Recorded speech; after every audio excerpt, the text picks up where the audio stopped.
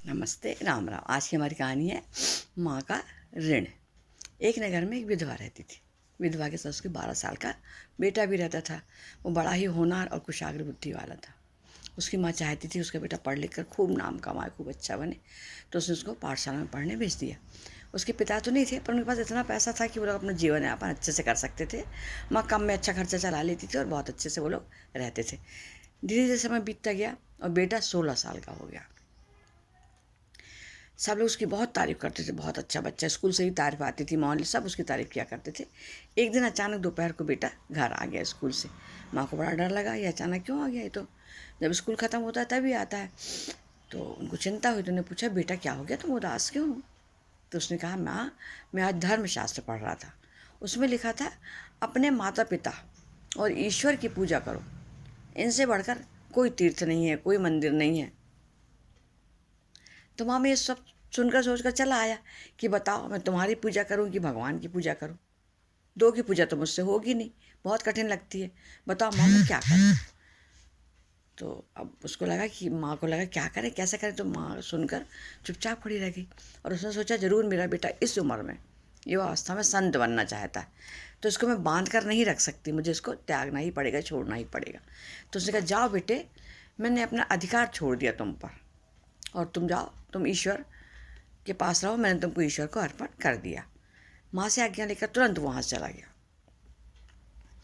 उसने शास्त्रों का विधिवत अध्ययन किया, बहुत अच्छे से पढ़ा लिखा। अपनी त्याग तपस्या से उसने बहुत सारा नाम कमाया और अच्छा सच्चा संत बन गया। एक दिन वो तीर्थ यात्रा करने लगा था, तीर्थ यात्रा से लौट रहा था, तो अचानक उसकी नींद लग गई। तो उसने देखा कि भगवान कह रहे हैं कि माँ ने अपना काम पूरा किया, तुमको तो मुझे सौंप दिया, पर तुम भी तो अपना काम पूरा करो, है ना, माँ की सेवा करो, माँ को देखो, तब तो तुम्हारी तपस्या पूरी होगी, नहीं तुम्हारी तपस्या तो अधूरी रह जाएगी, कोई मतलब ही नहीं निकलेगा। उसकी व्यक्ति की, लड़के की संत, अब वो संत बन गया था ना, संत की आँख खुल गई। उसी दिन वो अपने माँ से मिलने के लिए निकल पड़ा। जब वो दरवाजे पे आकर खड़ा हुआ तो उसने देखा कि मेरी माँ भगवान से विनती कर रही कि भगवान मेरा बेटा संत बन गया, उसकी रक्षा करना। वह दिन रात पैदल घूमता रहता है, जंगल जंगल घूमता है, आप हमेशा उसके साथ रहना। माँ की प्रार्थना सुनकर बेटा और भी उस भावना में आ गया। उसने तुरंत दरवाजा खटखटाया तो माँ ने दरवाज़ा खोला और सामने अपने बेटे को देखा। बेटा तुरंत माँ के चरणों में लौट गया और बोला, माँ भगवान ने मुझे तुम्हारी सेवा करने के लिए भेज दिया और तुम्हें आदेश दिया कि मैं तुम्हारी सेवा करूँ, मैं जीवन का बाकी समय तुम्हारे साथ ही व्यतीत करूँगा। धीरे धीरे दिन बीतने लगे, संत अपनी माँ की सेवा करने लगा। थोड़ी देर में माँ कुछ बीमार हुई, ठंड के दिन थे, तो रात को उसने बेटे से पानी मांगा, संत से पानी मांगा। संत जब तक पानी लेके आता तब तक माँ की नींद फिर लग गई। अब बेटे ने मन में सोचा, यदि मैं माँ को जगाऊंगा तो ठीक नहीं, उनकी नींद खराब हो जाएगी, और यदि बीच में उनको प्यास लगी तो क्या करूँगा। तो जो लोटे में पानी लाए वो लिए खड़ा रहा वो, कि जब माँ पानी मांगेगी तो मैं तुरंत माँ को पानी दे दूंगा। पर माँ तो गहरी नींद में सो गई थी। जब सवेरा हुआ तो माँ की नींद खुली तो उन्होंने देखा मेरा बेटा तो पानी लिए खड़ा है चारपाई के पास।